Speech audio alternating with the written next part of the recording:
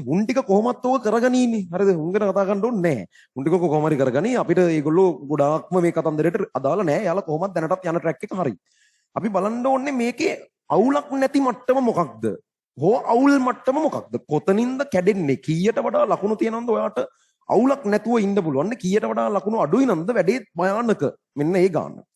තාම ලකුණු හම්බෙලා නැතුව ඇති ගොඩක් සමහරුන්ට හම්බෙලා ඇති. පස්සේ වෙලාවක බලා ගන්න. වාගේ ලකුණු මට්ටම මේ පේපර් එකේ ලකුණු 60කට උඩින් තියෙනවා නම් අපිට ඒක සේෆ් සෝන්. ඒ කියන්නේ අවුලක් නැති පරිස්සම් කලාපය කියලා දාන්න පුළුවන්. ඒ කියන්නේ ඔය යන විදිහට ඕගොල්ලෝ වැඩ කරගෙන ගියත් බල බොහෝ විට ඒකක් දානවා අමුතු විකාරයක් කරගත්තේ නැත්තම්. ඒ කියන්නේ අද පේපර් A level ඉවට ඒකක් එනවා කියලා නෙවෙයි කියන්නේ. මේ වෙනකන් ඕගොල්ලෝ වැඩ කරගෙන ආපු විදිහක් මත ඔහොම ලකුණු 60ක් ගත්තනේ. ඉස්සරහටත් ඔය ගියපු විදිහට අවුලක් නැතුව ගියා නම් ප්‍රශ්න ඒ කියන්නේ කොහොමත් විභාගේ ලඟ වෙද්දි තව අපි වැඩ කරනවා වැඩි වෙනවනේ.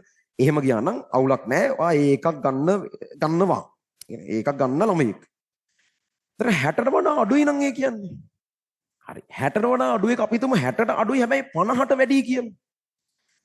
ඒකේ තේරුම ඔයා මේ විදිහට ගියාට ඒකක් එනවා කියන එක නෙමෙයි. හැබැයි දැන් සාමාන්‍යයෙන් ඕන ළමයෙක් වැඩ කරගෙන යනකොට විභාග කිට්ටු වෙද්දි වැඩ කරන එක වැඩි කරනවනේ. වැඩිපුර ඉතින් විභාගේ ලඟ වෙද්දි බය හිතිලා අපි වැඩියෙන් වැඩ කරන්න බලනවනේ එහෙම යනකොට.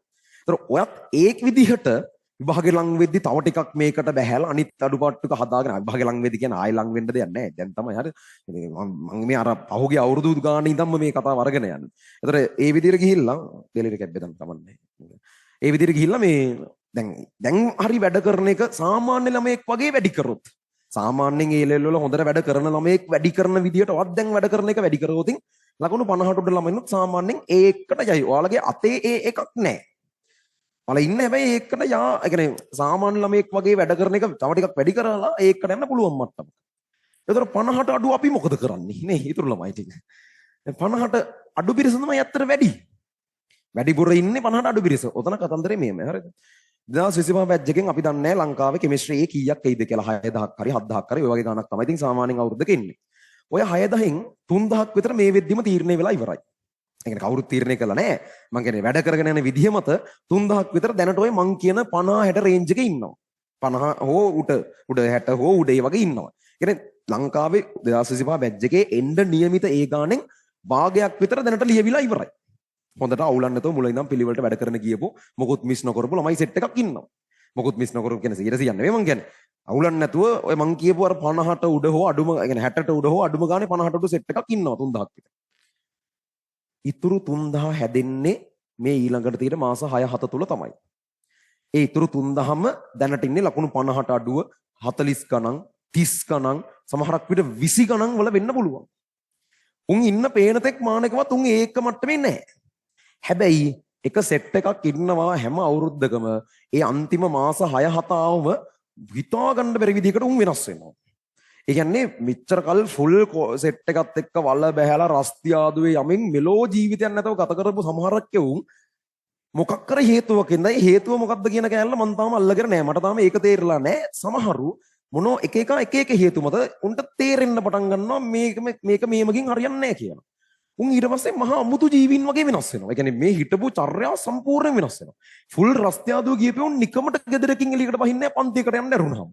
මේ ජීවිතේට පන්තියකට ගෙන්න ගන්න බැරි හිටපෙවුන් මේ අර පුළුවන් උපරිමයට පන්තියෙත් අය මොකුත් නැහැ නිකන් අර වෙන නිකන් සමහරක් යෝන් වෙන කොණ්ඩ රැවුල් කපන්නෙත් නැහැ නිකන් මොකුත් ජීවිතයක් නැහැ උන් වැඩ. හරි කිසිම පිළිවෙලක් පවා නැතුව උන් වැඩ අර නිකන් තමන්ගේ දිනදා ජීවිතේ පවා පැත්තකට දාලා අර නිකන් අර ඉන්නේ එහෙම පොඩි ට්‍රැක් පැනපු වගේ වගේ ඉන්න අර ඒ වගේ වැඩ. ඒ කියන්නේ ට්‍රැක් එක පැනලා තියෙන්නේ වැඩ කරන එකට. ඒ කියන්නේ ඒක මරු. එහෙම වෙනස් වෙන උන් ඉන්නවා. සියල්ල අතහැරලා දාලා. ඒ කියන්නේ මම සමහරක් යම් දැකලා තියෙනවා දැන් ඌ සෙට් එකත් එක්ක කොල්ලෝ ටිකත් එක්ක ඉන්නේ. හරිද? අනිත් උන්ට ඕක කියලා තේරුම් කරවන්න බෑ. ඒ කියන්නේ උඹලා මේක කරපන් කියලා උන් හදන්නත් බෑ. ඒකත් ඌ දන්නවා. ඒක එක එකාගේ පරණත වීම මට්ටම් වෙනස්නේ. හැබැයි ඌ අරුන්ට කියනවා කෙලිම මට මේ ප්‍රැක්ටිකලි මම දැකලා තියෙන එකක්. ඌ කෙලින්ම කියනවා මේ මචං මට මේක ගොඩ දාගන්න ඕන. මොකද ඒ කියන්නේ දැන් මෙහෙම ගියොතින් ඔයාට ජීවිතයක් ඉතුරු වෙන්නේ නැහනේ. ඒ කියන්නේ මං කියන්නේ අර වගේ තැනක නම් දැන් ඉන්නවා. ඒතර මෙහෙම ගිහිල්ලා හරියන්නේ නැහනේ. ඒතර මේක වෙනස් කරන්න එපැයි නැත්තම් මාර අවුලක් නේ. අර හේ අම්මලා තාත්තලා උඹලට හරියනකම් බලන් ඉන්න. උඹලා හරියන එකක් ළඟ පාතක වන්දතෝ ඔහි ඉන්නවා. හරි. ඔක හරියන්නේ නැහැ නේ. මේ විදිහට ගියේ නැත්තම් දැන් මේ මිනිස්සු පුළුවන් හැටියට ඔයාලට මේක කරලා තියෙනවනේ. හරිද? දැන් ඔයාලට අනිත් පැත්තට ඒකට මොන හරි යාලට මේකක් තියෙන්න එපා. ඒතකොට ඒගොල්ලෝ ආස විදිහකට පොඩ්ඩක් ඉන්න දෙන්න පුළුවන් නම් හොඳයිනේ. කියන්නේ සමහරක් වෙලාවට අතේ සතේ පහ නැතුව යාලට කණ්ඩ දින්න නැතුව ඕගලන්ට සෙල්ලම් බඩු අරන් දීලා තියෙන අවස්ථා තිබිලා තියෙනවා. ආයකට ආසින්ද නිකන් කිසිම තේරුමක් නැති සෙල්ලම් බඩුවක් අනිවාර්යෙන් තව මාසයක් දෙකක් ඇද්දී ඕක කඩාගෙන වැඩක් නැති වෙනවා. ඒ ඔක්කොම දැනගෙන සමහරක් වෙලාවට Tamanට මේ වැඩගත් දෙයකට වියදම් කරන්න තිබ්බ සල්ලි කිසිම තේරුමක් නැතුව ඕගොල්ලෝගේ සෙල්ලම් බඩුවට වියදම් කරපු අවස්ථා තිබිලා තියෙන මිනිස්සු. නිකම්ම ඔයාලට කැමතිනේ ඉතින් ඒක හේතුව. ඇයි එහෙම කරන්නේ? නිකන් ඉතින් පුතා කැමතිනේ දුව කැමතිනේ ඉතින් ඒකට ඔහෙ දෙමු. ඔක තමයි හේතුව. එහෙම කරලා තියෙන ඔය මිනිස්සු. ඒතර මොල අනිත් පැත්තේ මේ මිනිස්සු කැමතියක් දුන්නේ නැත්නම් ඒක මාර අවුල්නේ. ඒවට හේතු තියෙන්න ඕනේ නෑ. ඒ වාට සෙල්ලම් බඩුව අරන් දෙන්නේ අම්මා එක තර්කානුකූලව පැහැදිලි කරන්න ගියේ නෑනේ. මේකෙන් ළමයාට හොඳක් වෙනවද නැද්ද කියලා. ඔයා කැමති එච්චරයි දුන්නා. එහෙමනේ. ඒක අනිත් පැත්තට අපිට ඒකට පොඩි මේ ග්‍රැටිටියුඩ් එකක් තියෙන්න බෑ. එහෙම නැත්තම් නිකන් සත්තුත් එහෙම නෑනේ අත්තර. හරි. පොඩි එකක් අපේ තියෙන්න ඕනේ නිකන්. ඒතර ඔය ටික තේරෙන්නේ උන් ඉන්නවනේ. මං හැබැයි දැකලා තියෙනවා මෙහෙම උන්ට ඒක තව කෙනෙකුට තේරුම් කරවලා ඌව වැඩේට ගන්න බෑ. හැබැයි මෙහෙම යාළුවෝ මං දැකලා තියෙනවා. මට මේක හදාගන්න ඕන. මේක මෙහෙම ගියොත් මට කෙලවෙනවා. මට කෙලවුණොත් මමත් ඉවරයි. අපේ අම්මලා තාත්තලා මුළු පවුලම ඉවරයි. මේ වැඩේ අදලා දාන්න ඉන්න එක මම. ඒතර මම මේක කරගත යුතුයි. මම මෙච්චර කල් ආතල් ගත්තා. මට දැන් මේක ඇති. මට මේක කොහොම හරි කරගන්න ඕන. අර එහෙම කියලා කිව්වම සමහරක් වෙන අරුන් වෙනස් වෙන්නේ නැහැ. හැබැයි උන් එක තේරුම් අරගෙන මුට වැඩේ කරන් යන්න පුළුවන් වෙන උට වද දෙන්න නැතුව ඉන්නවා. අර මේ රස්තිය අදුයි ගහන්න නැති උට එන්න කියන්නේ නැතුව මචං ඌ වැඩනේ අපි උට ඒක කරගන්න දෙමු ඌ මෙච්චර කළා. අර එහෙම ඉන්නවා. අර සමහරක් ඉන්නවනේ. එහෙම කිව්වම ඌ නිකන් ආම්බවලට දැන් අමුතු වෙලානේ උඹලට දැන් අපිත් එක්කනේ යන්න බැර. අර එහෙම මම මෙලෝ රහක් නැති જાතියක් ඉන්නවනේ. ඒ කියන්නේ උන්නම් සාප හරිද? ඒ කියන්නේ මං හිතන්නේ උඹලා නම් එහෙම උන් එක්ක ඉන්නවද කියලා ඉන්න එපා. ඒ කියන්නේ සාපයක් බය කියන්නේ උට අමන්ට කරගන්න බැරි එක වෙන එකක්. වෙන එකක් කරන්න එනකොට උට එපා කියන එක. ඒ කියන්නේ ඒක අනිත් පැත්තට දාන එක. අපෝ වෙන්න බලන නරකම જાතිය මිනිස්සුන් නම්. කොහොමද මේ එහෙම ඉන්නවා. කොහොම හරි කමන්නේ විදිය මොකද්ද කියන එක වැඩක් නැහැ. තමන් අර මට්ටමට පල්ලෙහින්නම් ඉන්නේ. ඒක තේරුම මේ යන විදිහට කවදාවත් ඕගොල්ලෝ ඒකක් ගන්න නැහැ. යන විදිහට. හරිද?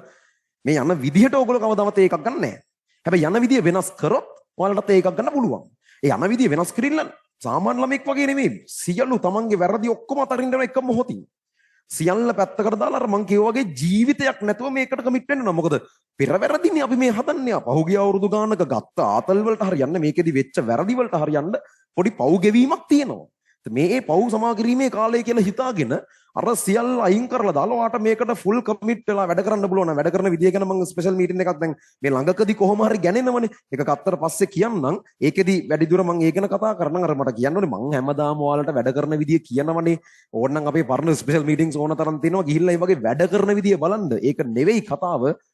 වැඩ කරන්න මයින්ඩ්සෙට් එක හදාගෙන ඒක කරන්න පටන් ගන්න එක තමන් වෙනස් කරගන්න එකේ පාර්ට් එක තියෙනවා. ඒක ඉතින් පුළුවන් හැටියට තේරුම් අරන් කරන්න ලංකාවේ ඔයාලගේ බැච් එකේ එන ඒ ගානෙන් භාගයක් දැන් තීරණය වෙලා ඉවරයි. භාගයක් ඉන්නේ ඔය ඕගොල්ලෝ බහුතරයා ඉන්න 30 40 50 20 ඔය ලකුණු වල.